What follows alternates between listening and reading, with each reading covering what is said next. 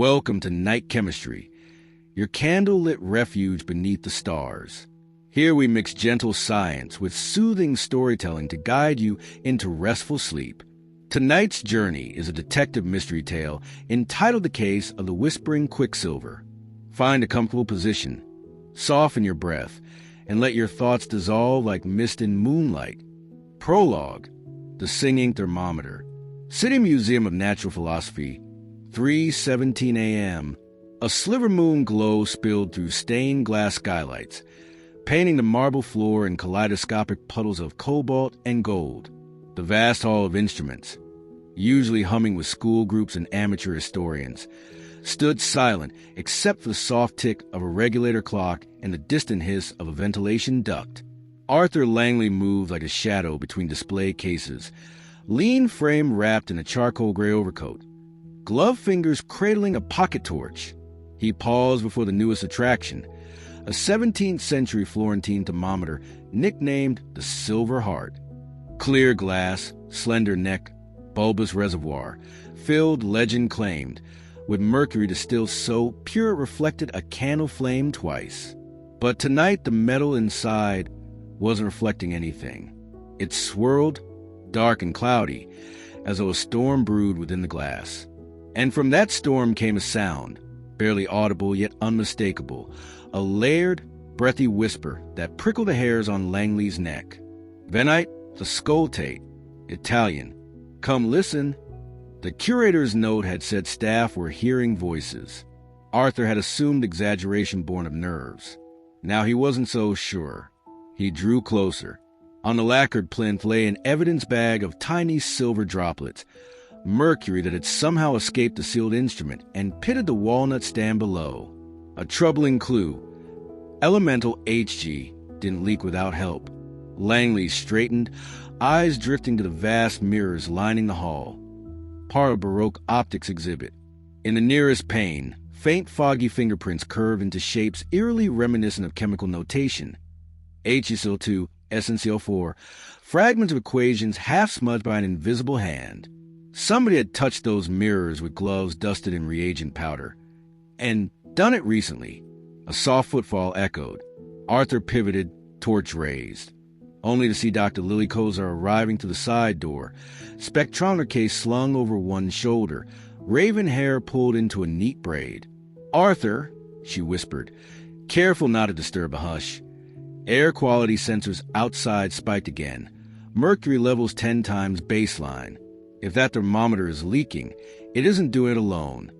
Langley's gaze returned to the swirling silver heart. The whispering grew louder, though the glass never vibrated. "Someone staging theater," he murmured. "Alchemy dressed as haunting." He clicked off the torch. In the darkness, the thermometer pulsed with its own dim light, as though moonbeams were trapped inside, trying to speak. "Let's find the playwright," he said. The detective and the spectroscopist exchanged a wordless nod. Together they stepped deeper into the shadows, listening to the soft, metallic susurrus that seemed to come from everywhere at once. And nowhere at all. The whispering Quicksilver had begun its tale, and the city would soon feel its chorus. Chapter 1, Mirror Melt. Cold stillness clung to museum like frost on old marble as Arthur Langley and Dr. Lili Kozar began their sweep of the Hall of Instruments. The main lights were off, leaving only safety bulbs glowing along the cornice, thin amber lines that carved long shadows over display cases. Every footstep sounded louder than it should, amplified by the silence. Arthur's first stop was a walnut pedestal beneath the Silver Heart. The spill of microliter droplets had dried the dull silver pinheads. He lifted one with a glass capillary pipette, sealed the tip, and slipped it into a padded rack inside his field case. "Mercury tension angle looks flattened," he noted. "Could be contamination lowering surface tension." Lili crouched beside him, unfolding a slim tablet-sized spectrometer. She aligned its fiber optic probe over the thermometer's cloudy reservoir, tapped scan, and watched a waterfall of emission lines appear on the display. Primary Hg peak. Of course.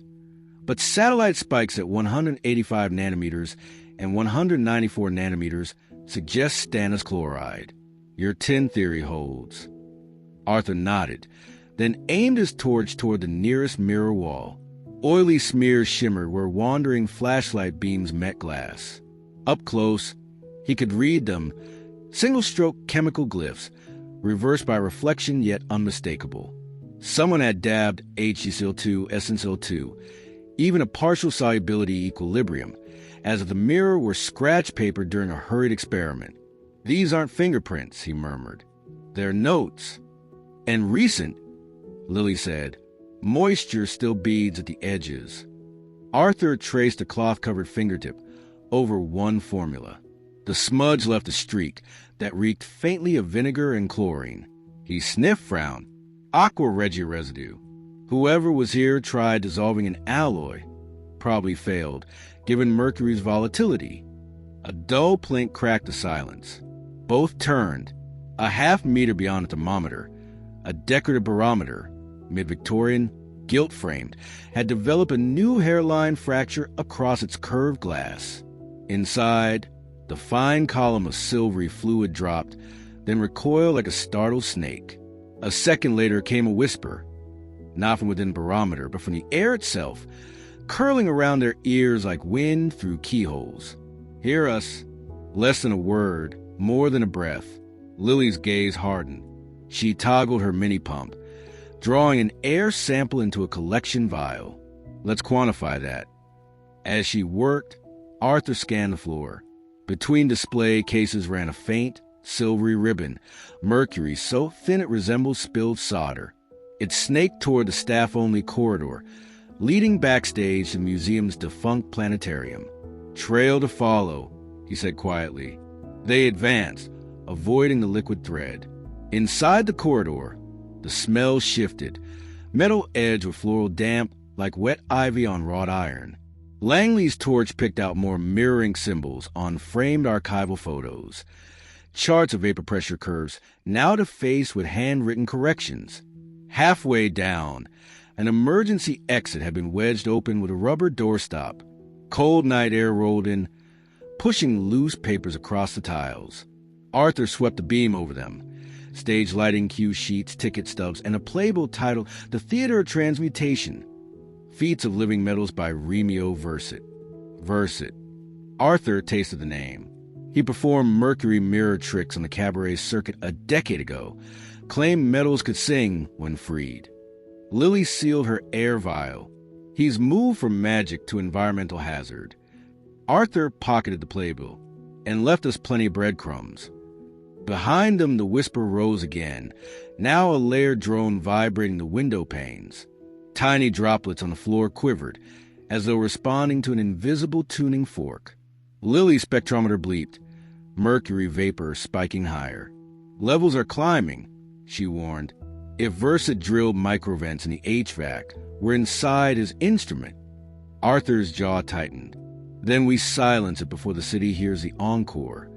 He slipped nitrile overshoes over his boots to avoid further contamination, motioned Lili to do the same, and together they stepped through the exit into a service courtyard bathed in pallid moonlight. The mercury ribbon glimmered onward across the concrete, disappearing beneath a corroded stage door awning that led to the abandoned workshop, once run by the Theater of Transmutation. Behind them, the silver heart pulsed in the dark hall, its swirling storm reflecting fractured moonbeams, awaiting the next verse of its metallic lullaby. Chapter 2, The Alchemist Theater. The corroded door groaned as Arthur Langley shouldered it open, flakes of paint drifting like gray snow into the darkness beyond. A dank draft carried the smell of stale velvet and oxidized metal, the scent of an old theater left to rot. His torch swept a semicircle across the dust-caked floorboards. Tiered rows of wooden risers slanted toward a low stage where warped scenery flats listed at odd angles, a painted Renaissance laboratory, a canvas furnace whose coals were nothing but blistered carmine. Spider silk tinsel still clung to the rafters, glittering faintly whenever Langley's beam brushed them. But the real spectacle lay backstage. A trapdoor yawned behind a half-collapsed proscenium arch. Its brass ring, dull with verdigris, bore initials engraved in florid italics. RV. Arthur knew the monogram. Remio Versit. itinerant illusionist, former darling of cabaret chemist circles before he vanished amid rumors of unsafe living metal demonstrations. Lili Kozar flicked on the bare bulb hanging from a fly tower. It buzzed, then bloomed with jaundiced light that pushed the darkness only a few meters back and left the rest of the theater steeped in shifting shadows. "Smell that?" she asked, wrinkling her nose.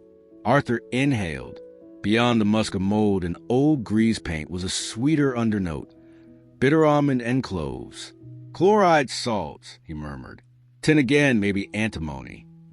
They descended a short iron ladder into the understage workshop. Workbenches flanked the room like silent chessboards, every square crowded with glassware, retorts, and alembics. Some were cracked, others sparkling clean, all labeled in Versat's ornate hand. A mantle heater still glowed a dull orange beneath a round bottom flask. Inside, scarlet crystals clumped against the glass. Lili sampled a few grains with a platinum spatula, dissolving them in dilute nitric acid on a watch glass. The solution flashed vermilion, then settled to a milky orange. "Cinnabar, mercury sulfide," she confirmed, sliding her safety mask higher across the bridge of her nose. Freshly precipitated. Arthur scanned the far wall, where a collage of theater posters had been pinned over engineering schematics. One diagram depicted a bellows system feeding vapor into footlights. Annotations called for 0.25 LHG per show to achieve full resonance. Another sheet showed the museum's floor plan, vents circled in red. Under the notes lay a stack of funeral black program booklets titled The Theater of Transmutation, Final Revival. Inside, every act promised the audience would hear metals sing their elemental arias. "Arthur," Lili called, pointing at a shallow tray lined with filter paper. 6 glass vials stood in it, each containing marbles of shimmering mercury capped by a plug of violet wax. The wax was perforated with pinholes. "Slow-release diffusers," he said. "Heat melts the wax. Vapor escapes through the perforations. These must be the source of spiking airborne Hg." A sudden rasp of metal echoed overhead. Both froze. On the stage above, something dragged across the boards, deliberate, measured. Arthur doused his torch. Darkness wrapped him like a cloak. The noise passed, followed by a low murmur, almost human, almost mechanical, then ceased. In hush, they caught a faint chiming, mercury droplets striking tin. Lili's pulse ticked louder in her ears. She tapped Arthur's sleeve and mouthed "sensor." He handed her a portable PID meter. The display blinked red. 15,200 M superscript 3, a level well into the range known to induce tremors, vertigo, even auditory hallucinations. "Versat is dosing the whole theater," she whispered. Prolonged exposure could explain the voices. Arthur's gaze fixed on a crumpled parchment pinned beside a crucible. It bore a fragment of verse. "Let silver tongues be unbound, and metal hearts exhale their sound, till mortal ears perceive the truth, in every or soul uncouth." Under the poem were equations showing mercury's vapor pressure as a function of temperature and partial pressure curves for auditory threshold toxins. Proof Versat believed toxicity was merely the price of revelation. Something clattered on the stage again, closer now, followed by a hiss, the unmistakable wheeze of a pneumatic valve. Langley motioned upward. "He's opening the vents," he breathed. "We have minutes before the plume hits the street." Lili snapped shut her kit. "I'll call the hazmat unit." "No." Arthur pocketed 2 diffuser vials and slipped another into Lili's hand. "If we wait, half the theater district will be hallucinating by the time they arrive. We cut the supply at the source." She hesitated, then nodded. Together, they climbed the ladder into the wings. The stage was a maze of props. Brass astrolabes, imitation furnaces, mirrored auras still dusted with mica. At center stage sat a brickwork retort stove glowing cherry red, its chimney snaking into the fly tower. Arthur edged closer and felt heat ripple against his coat. Inside the stove, he saw the crucible, its lid half ajar, mercury shimmering within like restless moonlight. Copper coils encircled the crucible, pumping steam from a humming boiler. Each coil was dotted with those violet wax diffusers, already sweating droplets. Langley worked quickly. With insulated tongs, he lifted one coil segment free and plunged it into a bucket of cold stage blood gel, enough to crack the copper seal and stall the steam feed. Lili prized open a hopper of sulfur granules, feeding them into Crucible's collar. Pale fumes rose, mixing with HG vapor to form a ruddy cloud that flocculated into heavy Cinnabar particles and drifted harmlessly to the floor. A scream cut the gloom. From a fly gallery above, a lank figure in a tattered frock coat glared down. Even in dim light, there was no mistaking the angular cheekbones and fever-bright eyes of Remio Versit. "You mute my chorus," he bellowed, voice hoarse. "You cannot cage the song of silver." He threw a lever. A side hatch opened, belching raw mercury vapor toward the auditorium. Arthur yanked the emergency curtain rope. The asbestos fire drape thundered down, sealing the proscenium and trapping the plume on stage. Versit cursed, bolting across the grid to reach another valve. Lili tossed Arthur the last wax plug vial. He hurled it into the boiler's combustion intake. Violet wax liquefied. Mercury clattered into the flames, and with muffled whoomp the fire sputtered out, steam lines wheezing to silence. Versit staggered, balance lost. For a heartbeat his form wavered against the catwalk rail, like a marionette with cut strings. Then he fled toward a service ladder that led into the understreet canal system, a warren of tunnels rumored to connect the theater to half the city. Arthur's eyes tracked him. "Canals," he muttered. "He'll have reservoirs down there." Lili secured her respirator. "Then that's where we go next." Sirens wailed in the distance. Somebody had finally noticed a spike. But by the time official responders arrived, Versit would be far below ground, orchestrating his next aria. Langley vaulted from the stage into the wings, grabbed a coil of rope and a miner's lamp from a prop crate, and tossed a second lamp to Lili. "Intermission is over," he said grimly. They plunged into the stairwell that spiraled beneath the theater, following the echo of retreating footsteps, and the faint, taunting whisper of Quicksilver that still seeped through the cracks, beckoning them deeper into the labyrinth. Chapter 3, Midnight Vapours. A low clang echoed through the stairwell as Arthur Langley and Dr. Lili Kozar emerged beneath the theater's stage. They now stood in a vaulted service corridor where masonry met modern ductwork in uneasy alliance. Overhead, cast iron pipes hissed with residual steam. At their feet, a narrow gutter curved away into darkness, carrying a sluggish trickle of water toward the old flood control canals. Langley flicked on his miner's lamp. The beam caught motes of silvery mist drifting along the ceiling, too dense, too metallic to be ordinary dust. "Mercury aerosol," Lili muttered, lifting her portable PID meter. Numbers scrolled upward, redlining at 18900 ing M superscript 3. "That's hallucination territory," Arthur said. Versit's raising the choir. Ahead, the corridor split. One branch descended toward the municipal storm drains. The other angled left, marked museum HVAC auxiliary intake. The mercury misbled strongest toward the intake. "If he's feeding vapor into the museum's ducts," Lili said, "everyone on the night cleaning crew will start hearing voices in minutes." Arthur nodded. "We capped the source before events." The intake chamber. They pressed left and pushed through a fire door into a cramped concrete vault.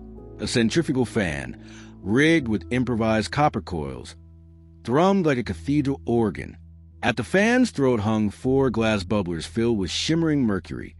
A small alcohol burner beneath each bubbler maintained a steady simmer. Thin glass capillaries channeled the warm vapor straight into the duct.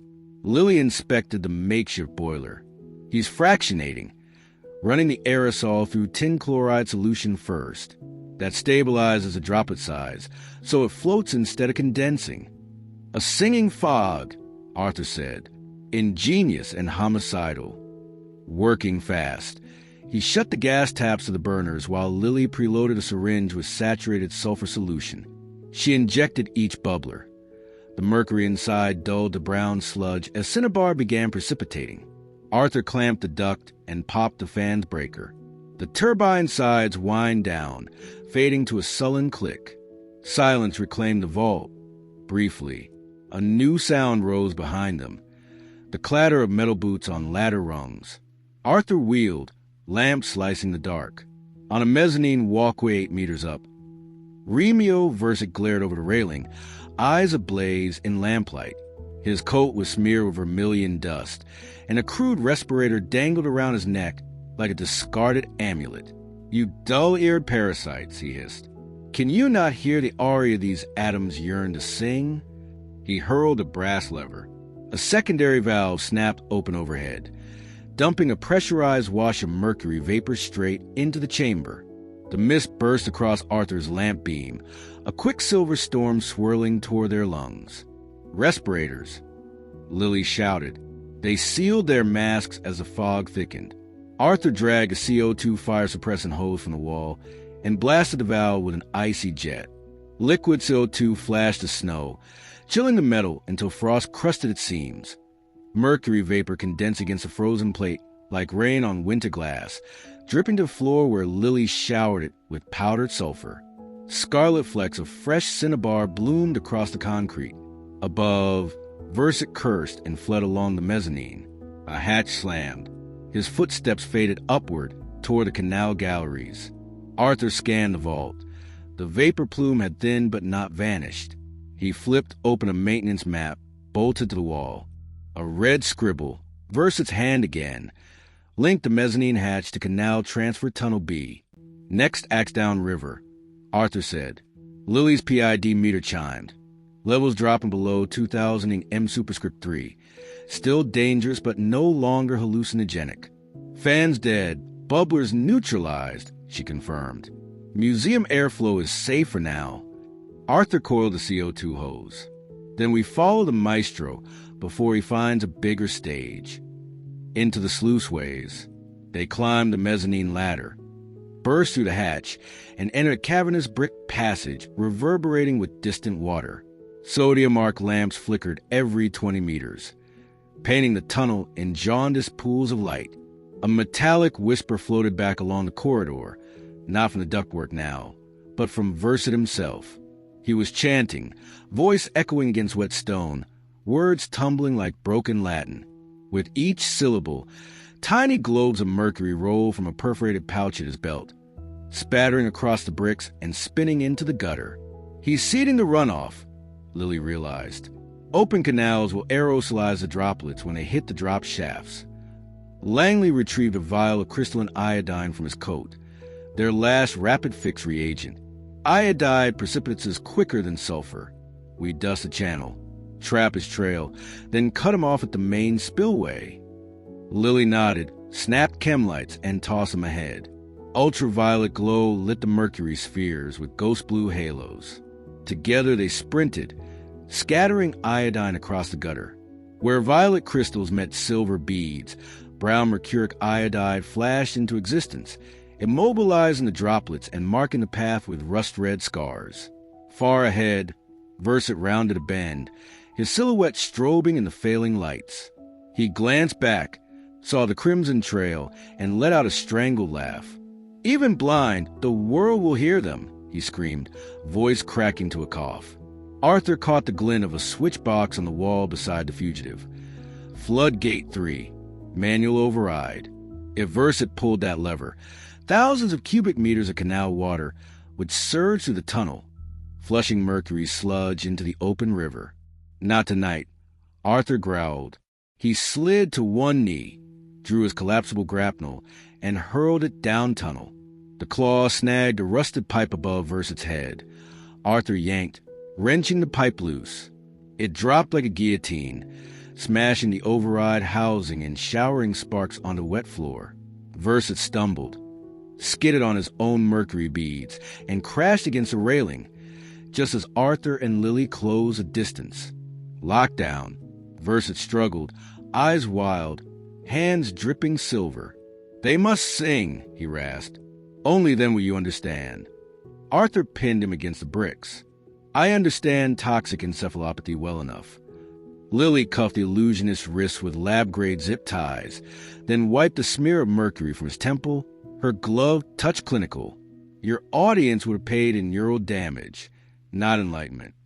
Sirens echoed in the distance, civil defense and hazmat, finally tracing the vapor spike. Arthur signaled them via handheld radio, broadcasting coordinates for Tunnel B. Within minutes, sodium arc light was joined by strobing blue, and the breathless clatter of responders filled the sluiceway. As Aztec secured Versit and began vacuuming mercury pellets. Lili stepped at gutter's edge. She watched the iodine-stained droplets coagulate into harmless clumps, sinking into absorbent pads. Midnight vapors neutralized, she said softly. Arthur exhaled, the filtered hiss of his respirator muffling the words. But 4 more chapters before the curtain drops. He eyed the dark mouth of Canal ahead. Chapter 4 stage, and felt the mercurial whisper finally die on the stale subterranean air. Chapter 4, Broken Barometers. Mid-morning drizzle feathered the city's slate roofs, yet every antique shop window Arthur Langley passed displayed the same scene of quiet destruction. Gilt Victorian barometers cracked from crown to bulb, their mercury tubes spider-webbed with hairline fractures. A strange hush floated in the air. No bicycles whirred past, no vendors called, a hush broken only by the faint, uncanny whisper of drifting mercury vapor. Arthur and Dr. Lili Kozar stood outside Braxton and Sons Nautical Antiques, respirators in place. The shop's brass bell jangled as they entered, setting Lili's PID meter flickering crimson. 7600ing M superscript 3. Higher than the museum had, she said, voice muffled. Versit's plume is spreading faster than predicted. Shelves sag with sextants, dusty ships and bottles, and a dozen ruined barometers. Mercury droplets stippled the parquet like molten pearls. Arthur crouched, examining the fractures. Glass edges were milky, etched inward in perfect semicircles. Acid attack, he murmured. Vapor phase H2SO4, hours old at most. He followed a faint trail of cloudy footprints toward a cluttered workbench. There he found a broken pipette and a brown glass bottle labeled DL. H2SO4 stage effects, the same prop company Versit's theater once used. Lili scanned a shard of glass under her portable ramen. Peaks at 980 and 1100 cm superscript 1 confirmed sulfate etching, corroded just enough to stress the tube. The slightest jolt and mercury escapes as miss. Across the street, a pharmacy door flew open. A gray-haired chemist staggered onto the pavement, hands clamped over his ears. "Make it stop," he gasped. "The air's talking." Arthur guided him to an ambulance while Lili neutralized the shop floor with powdered sulfur. Sirens converged. City has tech teams fanned out to neighboring streets, but reports kept pouring in, barometers failing in houses, weather stations, even a century-old marine chronometer at the Harbor Museum. All traced a sinuous line that pointed back to one place, Baylock Market Square. Echoes in the square. Baylock Square, a cobblestone plaza hemmed by wrought iron arcades, hosted the city's weekly flea market. Today, vendor stalls stood abandoned, tarps billowing like ghost sails. At the square center rose an ornate fountain whose dry basin now displayed a curious installation. 15 barometers arranged in a spiral, tubing scored with surgical precision. Each barometer bulb sat inside a clay crucible warmed by a gel fuel canister. Heat coaxed mercury to the fracture threshold while thin copper tubes led upward into the fountain's bronze cherub, converting the statue into a giant diffuser. A battery-powered fan hummed beneath the plinth, ready to lift vapor skyward. Arthur's stomach tightened. Versit was planning a public dress rehearsal. As they moved closer, a shape darted from behind a vendor cart, a wiry man in grease-stained coveralls, goggles flashing. He brandished a glass bulb sloshing with acid. Arthur recognized him from old playbills. Rattle, Versit's stagehand and self-styled glass mechanic. "Stay back!" Rattle yelled, thumb over the bulb's cork. One splash and the square sing silver. Lili kept her voice calm. "You don't need to do this." Versus arrested. Arrested? Ha! The maestro escapes every cage. Rattle jerked his free hand toward the fountain. He told me finish Act 4 before his grand finale. Arthur's eyes flicked to the fuel gel tins. If he could snuff those flames, thermal cycling would halt, buying time. He sidestepped, drawing Rattle's aim. Your maestro feeds on poison, but you're the one inhaling it. Rattle's pupils quivered, a tremor of early mercury mania. I hear the harmony, he crooned. You will too. His thumb slipped. Acid splashed, hissing across a barometer tube. Glass whitened, cracked, and mercury began its lethal drip toward the heated crucible below. Arthur acted first. He pitched a metal trash bin lid like a discus. It slammed the crucible, flipping into the fountain basin where water still lay from last night's rain. Hiss became harmless steam. Mercury droplets cooled to pellets. Rattle lunged, but Lili swept his legs with a Aztec baton, pinning him face down. She cuffed him, then injected chelation starter fluid into his arm as Aztecs rushed in. PID readings ticked down, 2900 1100ing M superscript 3, but Arthur knew the true danger hadn't passed. Rattle babbled at Versa had primed the city's veins, etching dozens more instruments and stashing diffuser vials inside decorative weather globes sold across the district. How many globes? Arthur demanded. All of them. Rattle laughed, mercury-stained teeth flashing. Tonight the streets will breathe and sing. Lili's gaze hardened behind her mask. If those globes break, vapor will ride the river breeze straight to the hospital quarter. Arthur spread a city map on a market table. Tiny X's, reports of broken barometers, traced a crescent leading from the museum, past the theater, through Baylock Square, to the Canal Intake 8 gatehouse. Every step Versa took left instruments ready to shatter, releasing more vapor. He's herding the plume toward Intake A, Arthur realized.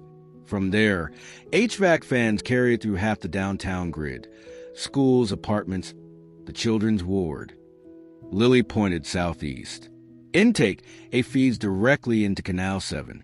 That matches the schematics in Versa's workshop. If he superheats the canal, he can drive vapor into every building's ductwork in hours. And Chapter 5 begins, Arthur said grimly. Detour the acid warehouse. Evidence from Rattle's pockets, a coded delivery note, led them to a derelict warehouse near the river.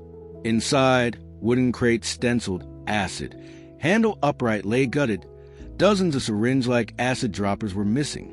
On a wall chalkboard, rudimentary equations tracked glass stress curves versus temperature. Lili collected residue, confirming dilute sulfuric acid seeded with ammonium chloride for faster etch. He chose glass thickness to fail at 32 degrees, she noted. Room temperature barometers would hold until warmed by dawn sunlight. Arthur stared at the chalkboard's final scrawl. Sunrise Aria, Canal 7 Lock 19 to 22. He scheduled the climax at dawn, Arthur murmured. That gives us maybe 6 hours to intercept. They radioed Aztec Command, triggering a citywide sweep to confiscate etch barometers and globes. But neutralization crews were thin, streets labyrinthine, and Versa still at large. Lili's phone pinged, new vapor spike from the Canal District. She met Arthur's eyes. Lock 19 sensors just tripped. He's already heating the water. Arthur grabbed fire retardant duffels, iodine zeolite canisters, and sulfur sacks from the warehouse shelves. Then Chapter 5 starts now, whether we're ready or not.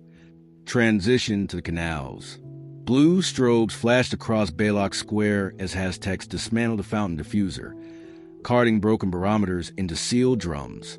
Rattle, sedated, mumbled lyrics to an imaginary opera while medics ferried him away. Arthur and Lili jogged toward Canal 7, respirators hissing, reagent duffels thumping against their hips. The drizzle had stopped. In the still air, they could already smell the faint metallic tang of heating mercury carried on a breeze from the storm drains. Chapter foreclosed behind them, with cracked glass and whispered poison. But ahead, the canal waited like a night-black stage. The race to silence versus its final chorus had begun, and dawn was drawing its first pale curtain above the city roofs. Chapter 5. Race Along the Canals.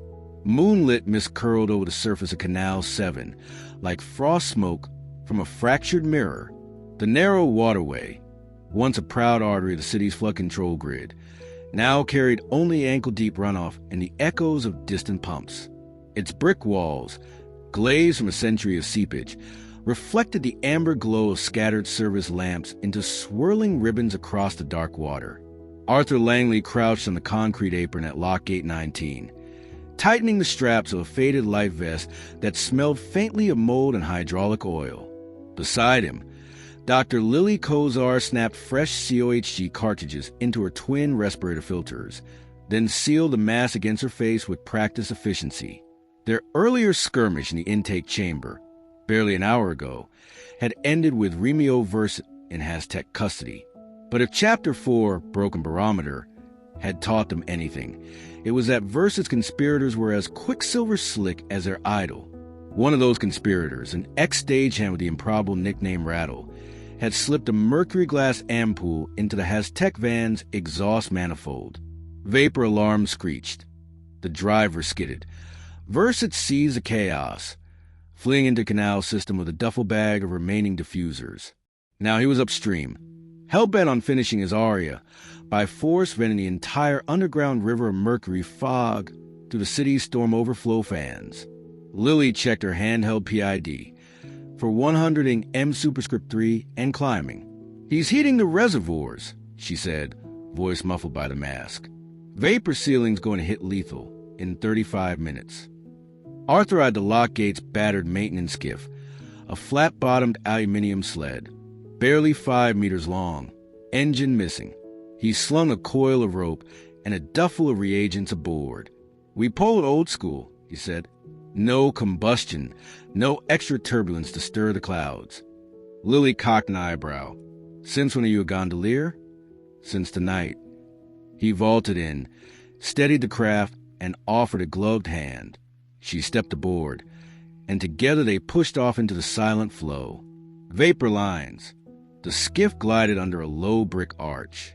Here, the mercury mist thickened into roiling skeins that hugged the ceiling. Droplets condensed and pattered back in the canal like liquid tin tears. The air shimmered where lamplight sliced through, scattering halos of prismatic glare. Beautiful, if one forgot the neurotoxicity. Arthur set the pole's tip against the slick bed, muscles straining as he propelled them forward. "Visual on any diffusers?" he asked. Lili swept her lamp across the water. Bulbous violets of wax floated in clusters, bobbing like malignant lilies.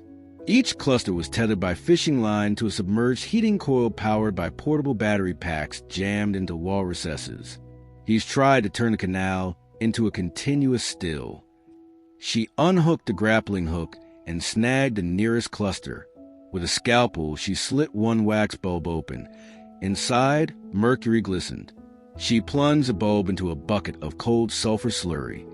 Vermilion crystals blossomed like rusted snowflakes, immobilized in the metal. Across the water, an echoing clang rang out. Steel on steel, then the squeal of a winch. A heavy sluice hatch halfway up the tunnel began to pivot, redirecting canal flow into a side conduit. Arthur frowned. That conduit surfaces near the entertainment district.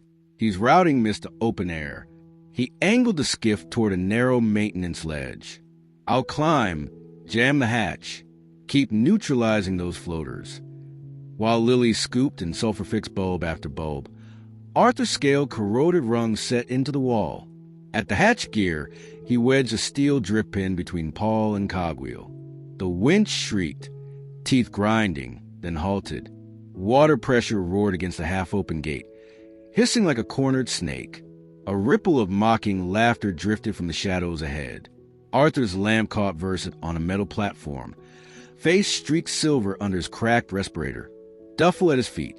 "Still chasing cold notes, Langley?" Versit called. "You think you've damped my opus? Mercury is Persephone. She always returns from darkness."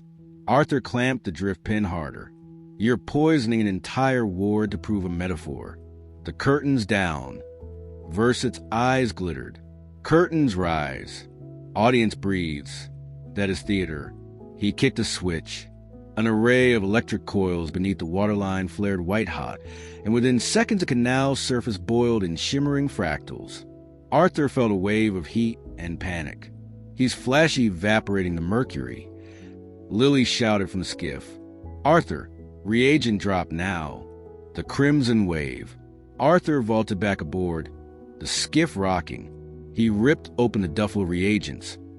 Powdered sulfur, bagged slake lime, and their last 4 canisters of iodine-impregnated zeolite. 3-step cascade, he barked.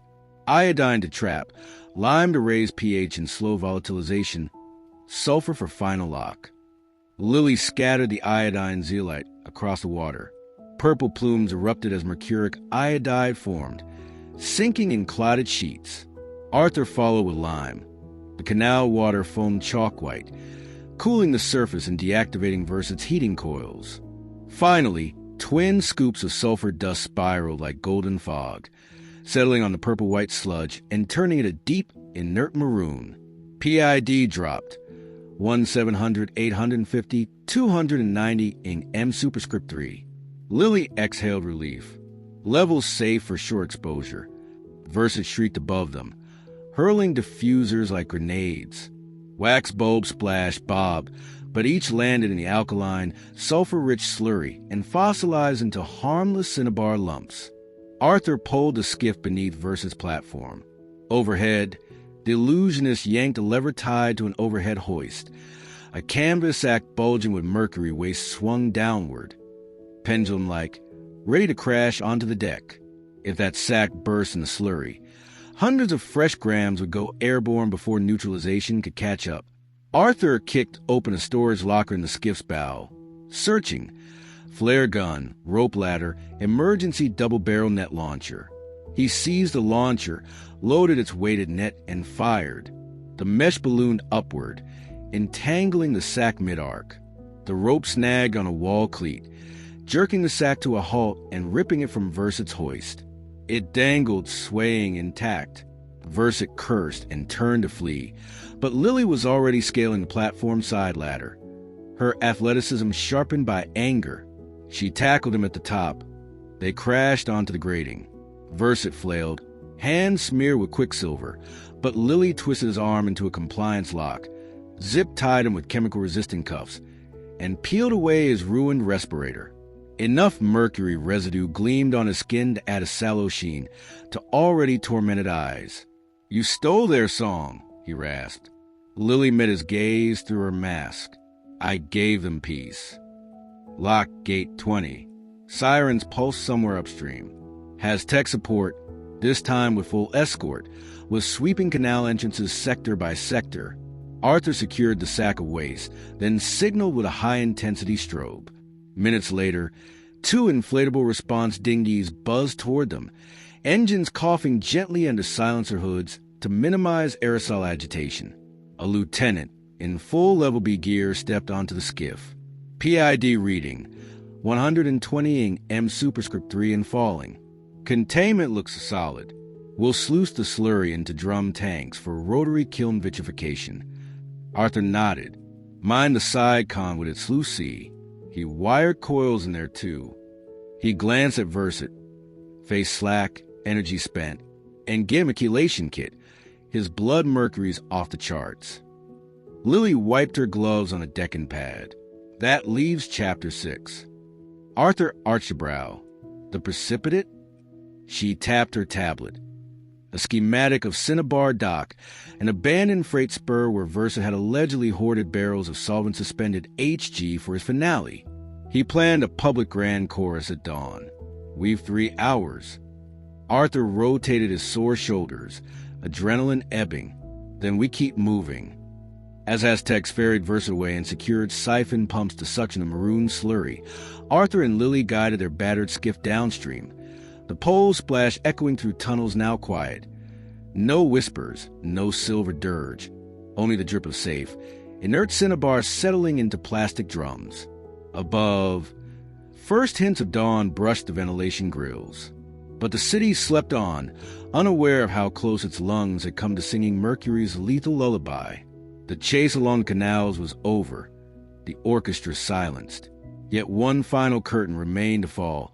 At Cinnabar dock, where Quicksilver still yearned to speak, Arthur Langley dipped the pole, set his jaw, and propelled him onward into Chapter 6.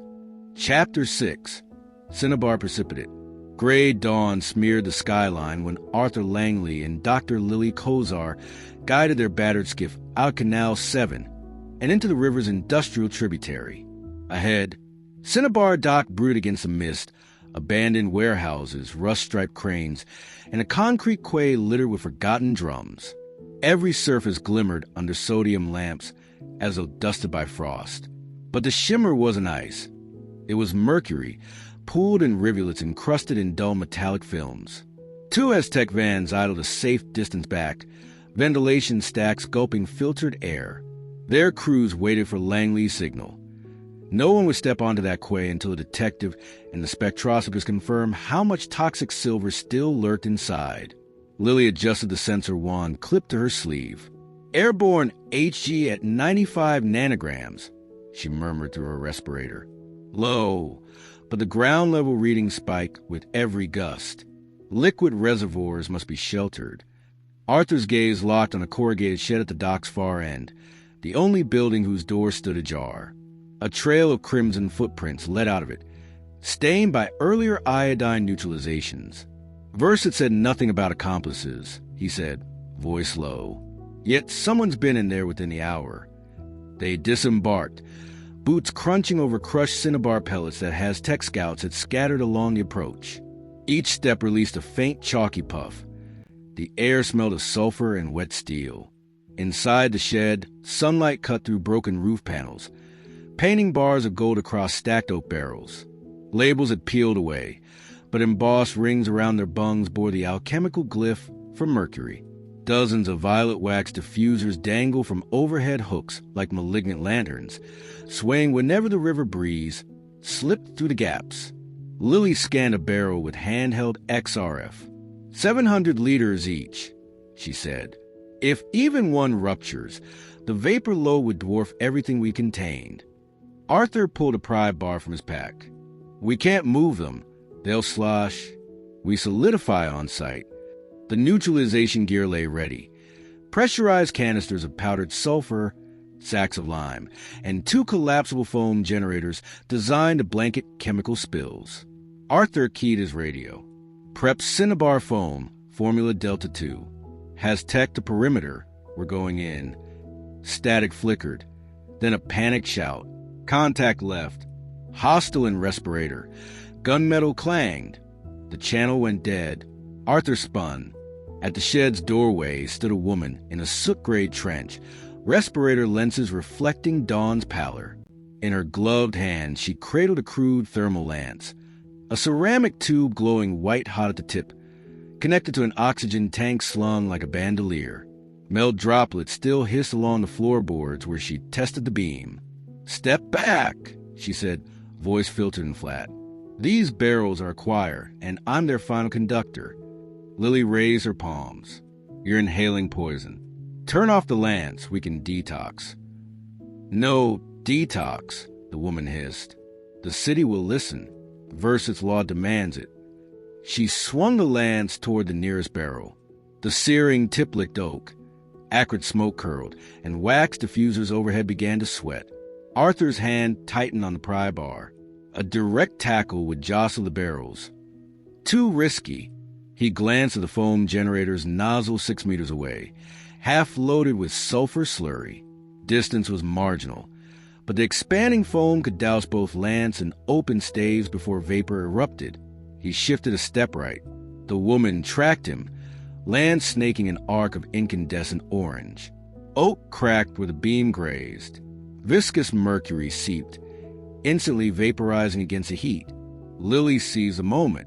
She snatched a length of canvas drop cloth from a workbench, flicked it like a matador's cape, and cast it over the lance. The sudden veil choked the oxygen feed. Flame sputtered to cherry, then black. Arthur lunged, sliding across sulfur-dusted boards. His pry bar clipped the oxygen valve, snapped, and the tank clattered away, hissing harmless gas.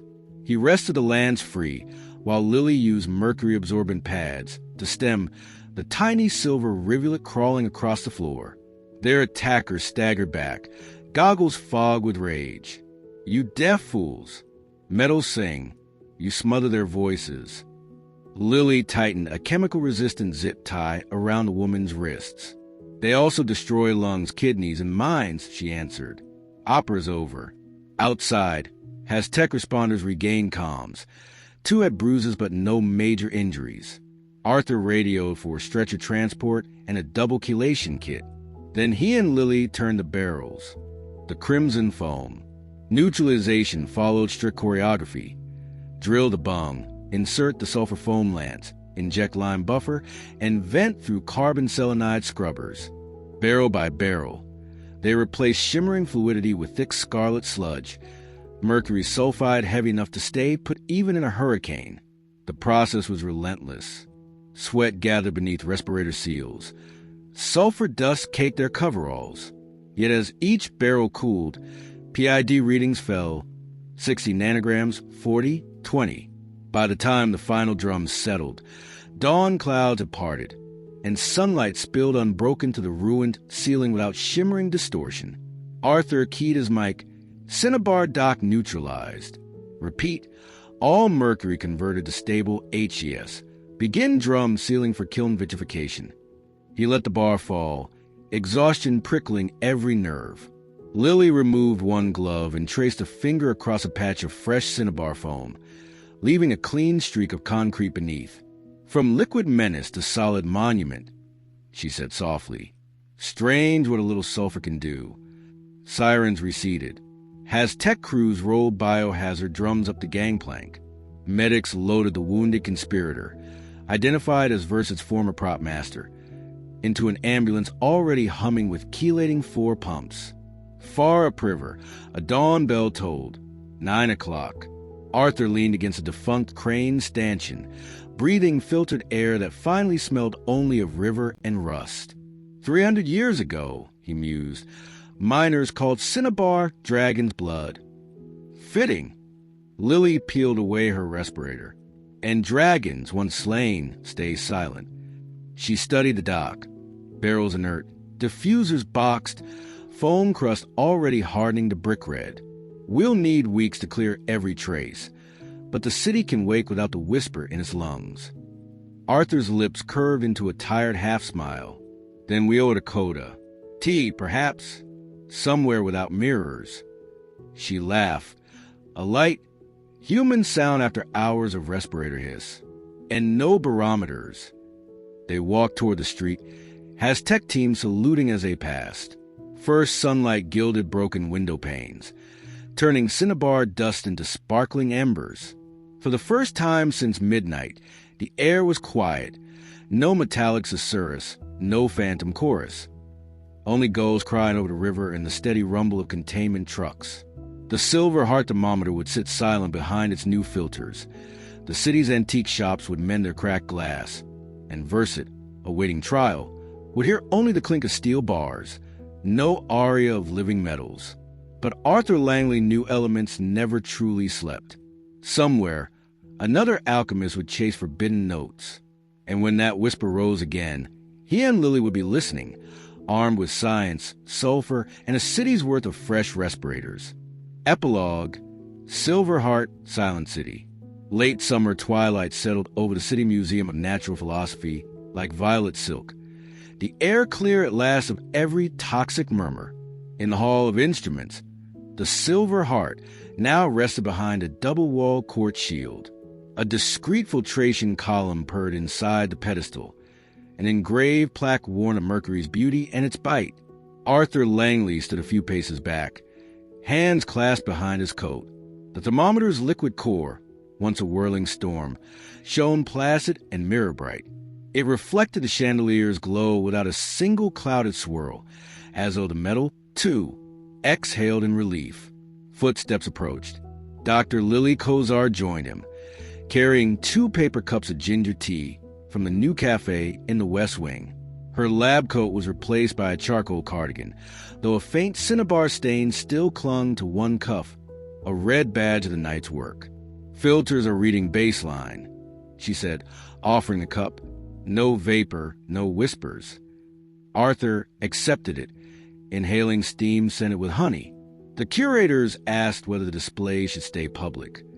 Lili traced a fingertip across the quartz. "People ought to see it. Learn why those little silver beads can't be treated like fairy dust." She smiled wryly. "Besides, the city's children deserve a field trip that ends with wonder, not hazmat kits." Through the gallery doors came a ripple of laughter.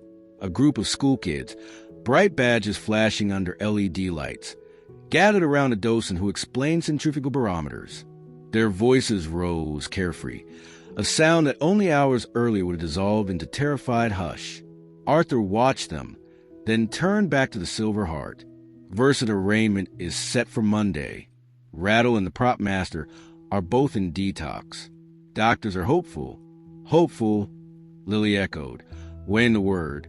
"Mercury lingers, but minds can mend." Outside, ironwork balconies gleamed under street lamps newly scrubbed of clandestine soot.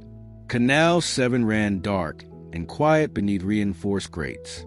Cinnabar dock was cordoned, its barrels cured a harmless brick red or awaiting kiln vitrification. The city breathed freely, unaware of the opera that almost stole its dawn. Arthur raised his cup in a small salute to sulfur dust, swift science, and the countless unsung technicians now scrubbing every last trace of Quicksilver from gutters and dreams. Lili clinked her cup against his. "To silent metals," she said. "And listening well," he added. They drifted toward the exit, footsteps echoing on marble. Behind them, the Silver Heart glimmered beneath its shield, an immaculate droplet captured in glass, a reminder that even the softest chemical whisper can rattle a city to its bones, and that vigilance, like mercury itself, must never truly rest. Thank you for wandering through the quiet corridors of night chemistry. May the questions of the day dissolve like salt in still water, and may peaceful dreams form their own gentle equations. Until our next nocturnal experiment, sleep well and good night.